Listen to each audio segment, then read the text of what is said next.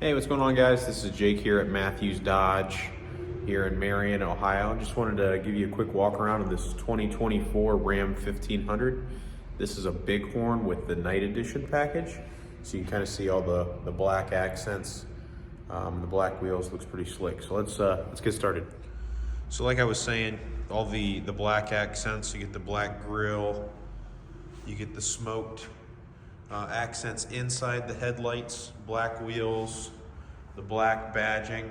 So now this one's a 1500 with the Hemi, with the e-torque. We'll talk a little bit about the e-torque here in a little bit, and what that is and whether or not that's a good thing to have. Nice black accents on the door handles. Dual exhaust tips, and you can see those are kind of like a grayish black color, pretty slick looking, and then you have the black accents inside the tail lights as well as the badging on the back. Trailer hitch, standard wiring connector. You have the 4-pin and the larger connector, the 8-pin for integrated trailer brakes or whatever style trailer you have. This one does not come with a spray-in bed liner. It has the painted bed liner, but you could always add that if you wanted to. That's another selectable option. Pretty slick styling. So we'll kind of get walked around here, take a look at the inside.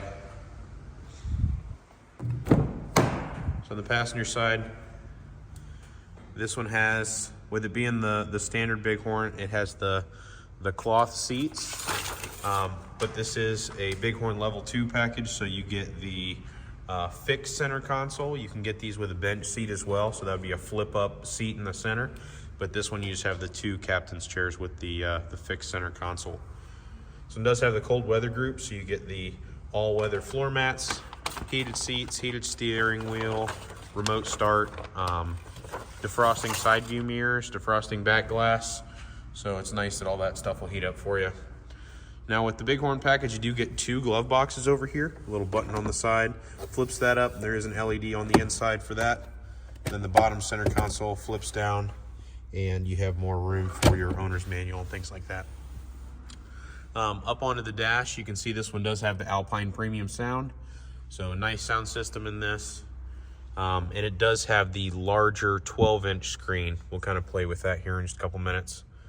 As far as the center console is concerned, it's kind of nice. This top section flips up, USB port in here, and a little channel to fish your cord through if you wanted to charge your phone that way. Open up the second section here, so you can see there's 2 handles. Kind of cool. You have your trigonometry calculations inside and your tray for your cup holders. Squeeze this button here and this will slide forward and back. And the section underneath this slider is transverse. So you can see there's a little arm that flips up here to segregate off the back section and the forward section. So if you have something in either side that you don't want sliding all the way to the front or the back while you're driving, flip that little door up and it locks things into whatever designated section you want them to be in. Plenty of depth in here, so I'm already like elbow deep trying to reach the bottom of it. So you have plenty of depth in the storage as far as that goes. Right here is a channel where your phone would just stick right into, and they leave these notches in the bottom. That way you can fish your cell phone cord through there if you have it charging. 2 USBs, 2 USB-Cs, and an auxiliary port down here in the bottom. Plenty of spots to charge your phone or other electronics. And up here in the top, you have a standard 12-volt cigarette lighter style power point up there as well. Looking at the top here, flip down door for your sunglass storage,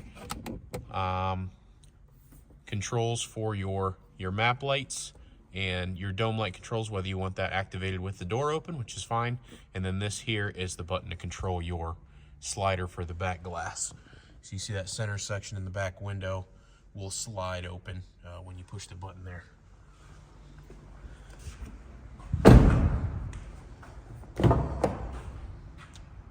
So into the back seat here, plenty of room.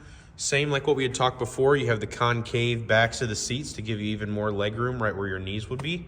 All weather floor mats on the bottom. This bench seat in the back obviously has 3 seats. This center seat will flip down to give you an extra armrest and a couple more cup holders. You do have water bottle storage in all 4 of the doors. You can see that there. And then 2 more standard cup holders here on the back of the center console.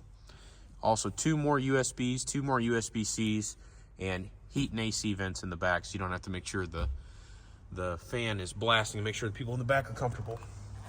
Now underneath the floor mats back here, you'll see we have some more storage underneath the floor. So you pull up on this little tab right here and it hinges this door open. And there is a tray, a poly tray inside of here that slides out as well. There's like ruler measurements here. You can pull this tray out and it is dishwasher safe as well. So you can use it as a trash can, you could use it as a cooler. And then when you're done with it, you just pull it out, throw it in the dishwasher, and you're good to go. This back seat flips up. Just pull straight up on the seat there. 60-40 split, so you don't have to put the whole thing up, or you can if you want. But opens up a lot more room in the back when you have that back seat flipped up. So if you have pets, if you have a big dog, or if you're just trying to store suitcases, a lot more room back there when you flip the seats up, either one or all. All right, so let's go back here to the tailgate.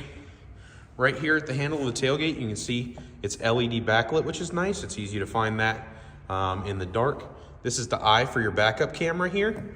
And then we're just gonna squeeze the little button underneath there. Slow open tailgate, so you don't have to worry about it slamming. And nice, pretty bed there with that flame red coat, flame red clear coat color. It's pretty slick back there, even without the spray and bed liner. Super light tailgate. It's still robust. It has a decent amount of meat to it, but it's not super heavy trying to bring it back up. So, show you those exhaust tips like I was talking. You see these little orbs on the front and back bumper there? These little discs? Those are the proximity sensors. So when you are backing up or pulling up to something, whether it be another car or you're parallel parking, or a barrier in a parking garage, something like that, it'll start to beep at you when you get close and keep you from running into another vehicle or hitting something. Gas door, just push on the side of it here. It kind of pops open. We pull it open the rest of the way. Capless fuel fill, so you don't necessarily have to have a gas cap anymore. You just stick the nozzle right in there. There's these 2 little flapper valves inside, so once you stick the nozzle in, it seals itself when you pull it back out, so you don't have to worry about forgetting your gas cap at the pump somewhere. Just gonna pop the hood here. So this does have the 5.7 liter Hemi in it. And this one is the e-torque. So what is e-torque? What does e-torque do? Basically, there's no reason to be scared of e-torque. You see this big silver box right here? The e-torque system is basically based off of an oversized alternator / generator. So there's a secondary battery in the truck underneath the cab. So you have your standard battery right here. This would be your start battery, and then there is a stop-start feature on the vehicle that this helps to give you some extra horsepower and also to recharge that secondary battery. So no need to be concerned as far as that goes. Just helps your fuel economy and gives you a little bit extra horsepower that way. So you'll notice all of the serviceability points on the vehicle are both moved up higher and moved towards the outside of the vehicle and marked with bright colors. So you can see the points you would need to connect to if you ever needed to jump the vehicle, any of the serviceability points you would need to top off fluids or find to check the fluids have all been moved towards the outside of the vehicle and labeled with bright colors. So it makes it a lot easier from a service standpoint. And you can see that is the 5.7 liter Hemi, which I believe this is gonna be one of the last couple years for that. Then we're gonna be going to the twin turbo Hurricane engines. So on the front bumper, here's those proximity sensors like I was talking about a second ago. Have those all the way around on the front and the back of the vehicle. So we're gonna go ahead and hop inside and kind of take a look at the screen and stuff in here. Before we get too far along, all your controls for your windows, locks, and your mirrors are over here on the driver's side. This one does have power folding mirrors. So you just push that little button right there and you can see the mirror folds in on both sides. Just press it again and it'll slide itself back open. So we're gonna hop in. Automatic headlights. This is your dimmer for your dash lights, and then electronic parking brake, and electric adjusting pedals. So you push this button here and you can move the pedals in or out. So if there's going to be more than one person driving the vehicle, it can be kind of nice. Power driver's seat as well. So we can hop in here.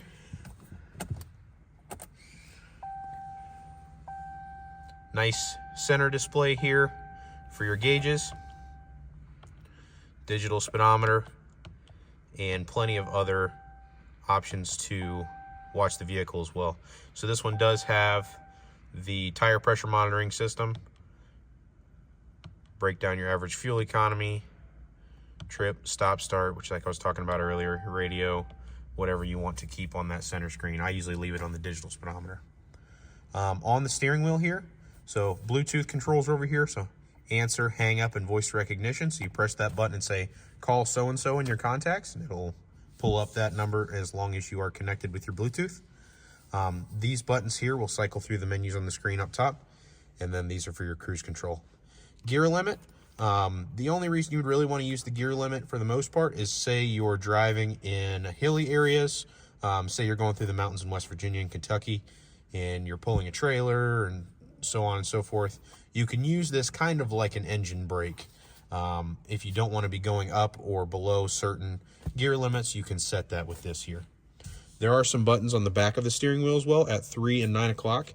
One will cycle through your presets on the radio station, and the other one will turn your volume up and down. So you can answer phone calls, drive the vehicle, use your cruise control, change the radio stations, all from the steering wheel. So it's definitely nice that way.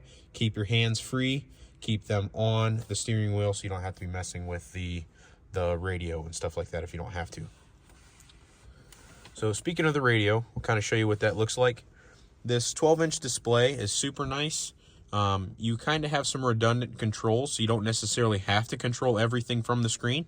There are some physical buttons across the outside as well. So all your climate controls, so temperature up and down, fan speed, mode, and then the temperature up and down for the passenger side, as well as your defrost and recirculate for your air conditioning. Your tuners for the radio, so your power button and volume controller over here on the driver's side. Passenger side is the tuner and enter button for your radio station. So on the home screen here, it kind of has it broken down to where you have a split screen, and these are adjustable, so you can hit that little pencil and kind of change these tiles to whatever you want them to be on. Media is just going to be your standard radio stations, AM, or not AM, I'm sorry, FM, Sirius satellite radio, and then Bluetooth. And this would be your USB if you're using like a flash drive or have another device connected with Bluetooth or USB, I'm sorry. Comfort, pretty self-explanatory. You have your zones for your climate control, your temperature control for each side, heated seats, heated steering wheel, and your fan speed will be down here on the bottom. It's turned off right now, so it's not going to show that. Navigation. Kind of a cool feature. So right now you can see that the gas light's on the vehicle. When you turn on your navigation and your fuel light is on, the first thing it pops up is, hey, I recognize that you're low on fuel. Do you want me to navigate you to the closest gas station? So you would hit yes, and it'll automatically navigate you to the next place, which is super, super convenient. Phone, that's just if you wanted to connect your cell phone via Bluetooth. Some more controls and the settings over here under the vehicle tab. And then apps is just going to be a lot of shortcuts.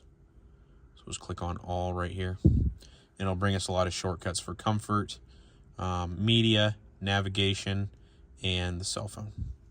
So this does have the capability for wireless Apple CarPlay and wireless Android Auto. So as long as you connect your cell phone via Bluetooth, it'll actually mirror most of the applications from your phone onto the screen on the dash as well. So you don't have to use the onboard navigation.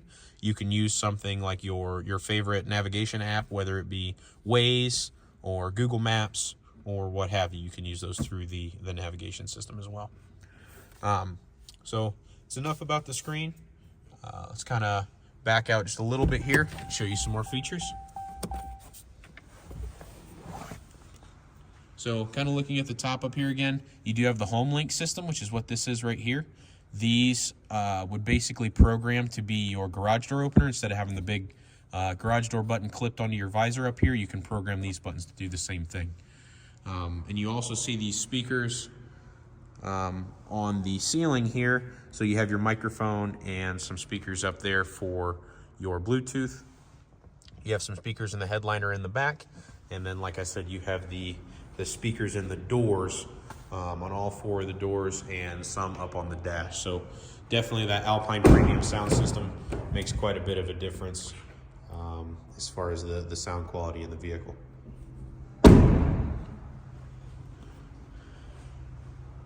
But pretty slick looking truck, especially with that flame red clear coat and the night package that gives you all the black accents. That really makes this truck really shine. But if you guys have any questions, feel free to leave me a comment or let me know.